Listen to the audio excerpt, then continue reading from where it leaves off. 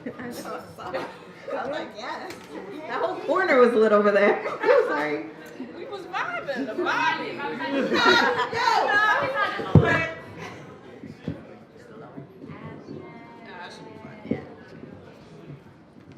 Hi, everybody. Hey, girl. How y'all doing? I'm a little bit more of the soft-spoken poet, so I'll talk into the mic. So just soft-spoken shit. But it be heavy, though. So today, I might as well step out of just being a poet. Today, I'm going to be a storyteller. Because I believe as poets, we have a responsibility. We have a duty to those who can't speak for themselves. While we talk about things that are very important, we don't just do it for ourselves, we do for all those people who are not brave enough to speak for themselves. So today I'm going to tell you my story. So I'm going to start from where I came from. Is that okay with you guys? Yeah. If I can move this out the way. This particular piece is called I Come From a View Where the Cable Lines Divides the Sky.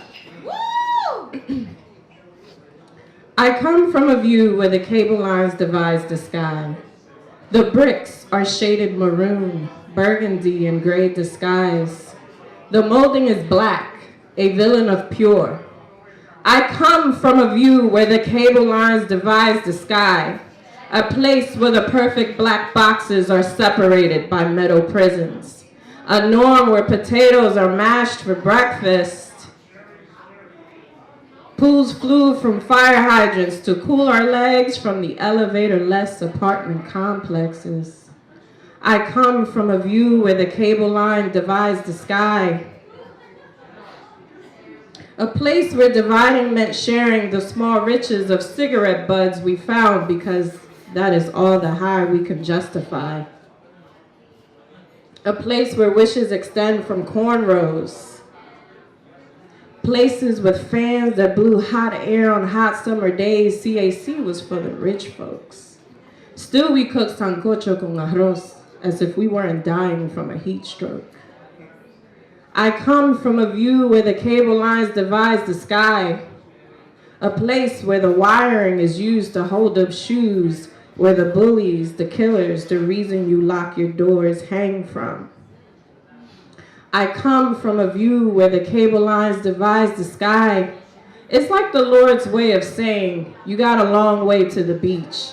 Here we serve ignorance for sand, hatred for palm trees, and a mean fist for breakfast.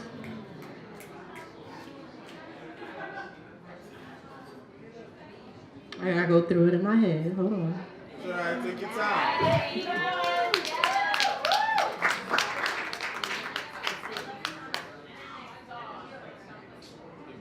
It's a place where no one bothers to give you a compliment.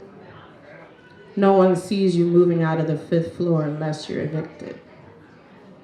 I come from a view where they tell you to fear the white man, but it's my kind sleeping next door that keeps molesting me, trying to force me to suck his dick, beating down our mother because she chose to wear a sheer shirt one day. I come from a view where the cable lines divides the sky, a place where they accuse you of coke when you had no idea it was being cooked in your room in the first place. I come from a view where the cable lines divides the sky, a forsaken place where screams were your alarm for saying, you didn't escape this shit today.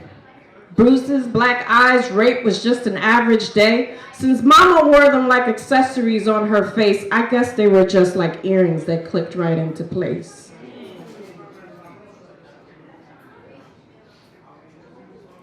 My view of the sky would get foggier by social aspects. News of violence taking my friends. See, we never communicate support like syrups on pancakes. English my second language. My Spanish friends make fun of my poor image. It's an address where food stamps are bonus checks. They get sold for cash so we can afford new nails and Jordans. I know, I see it now when it comes out every paycheck. It's this place where you lose yourself, you know? I come from nothing except cable lines that never powered a good day. Until I decided to cut them down so you can look at me, sky, see the sunrise and the sunset. So go ahead, I dare you. Tell me I'm worthless. Without using the moon eclipse as your fucking sidekick. I'll tell you. I came from a view where the cable lines divided the sky. But today I'm holding the mic, telling you, I found a new cable line that allowed me to survive every challenge without any man present. Yeah.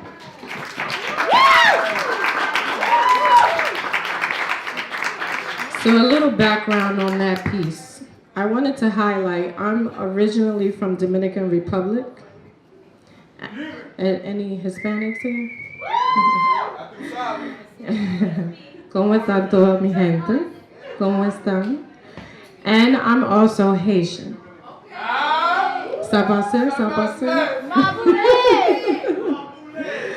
So my parents are 33 years apart. Yes. My dad passed away after I had my first son. My mom got with my stepfather, who was abusive. It made me see every man of my kind as a beast, right? It made me question if there's anything in a man that I can trust. Well, fast forward. I'm married. My husband is tall, dark, and chocolate. I have 2 babies who are also African American. So it made me understand I have a duty to speak for them as well. So when I wrote The Serpent's Rattle has to deal with immigration barriers, domestic violence, child abuse, rape, and the overcoming.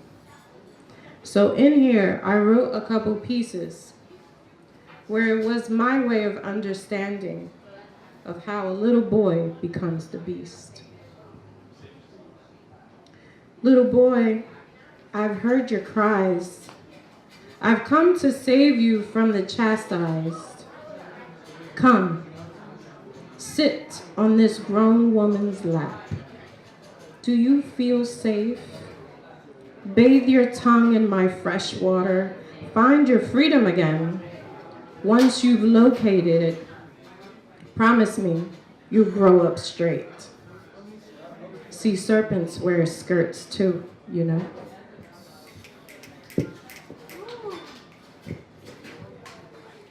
Little boys, I know you have been hurt too. I know serpents haunt you. I know your ego bruised when she called you foul names. I know you can't share the story of the uncle that invaded your space. Little boys, I know how difficult this agony feels. I know you feel hopeless when your fathers hurt your mothers, beats on you next. I want you to know, little boy, I still believe in you. Just don't follow snakes into their cage. The poison will take over you, hypnotize you into taking over the serpent's reign. This is the passing of the serpent's fangs. Thank you.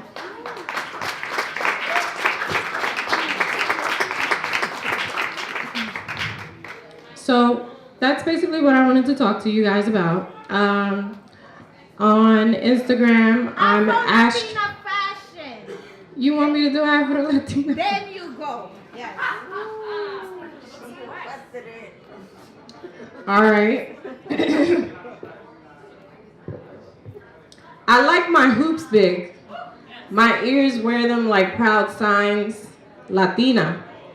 I like to wear bracelets by the pack. My wrist prefers them over the woven baskets my mother and her mother and her mother and generations of mothers carried before me. A mí me gusta mi arroz mojado, con habichuela y aguacate, con la ensalada en el mismo plato. Yo cocino con salsa de tomate. Aquí se come hasta las patas de gallina. I like to wrap my hair in red, white, and blue. So you can understand my flags weren't worthy to carry star-spangled banners. I like to gloss my full lips, for they're like the limoncillos that sweat in the sun. But first, you must bite into me, lamber mis semillas si quieres endulzar tu lengua. I like to wear long skirts, so you can tell I'm foreign and remember the women who work the fields. I learned to speak the English tongue so I can tell my people immigration is a design to keep the lie expanding, the lie that what was stolen must be kept by denying us passage. I like to invite my friends to sit at our table. Let us discuss the wine we toast, made out of the blood and tears of ourselves we call chocolate. This is Afro-Latina fashion.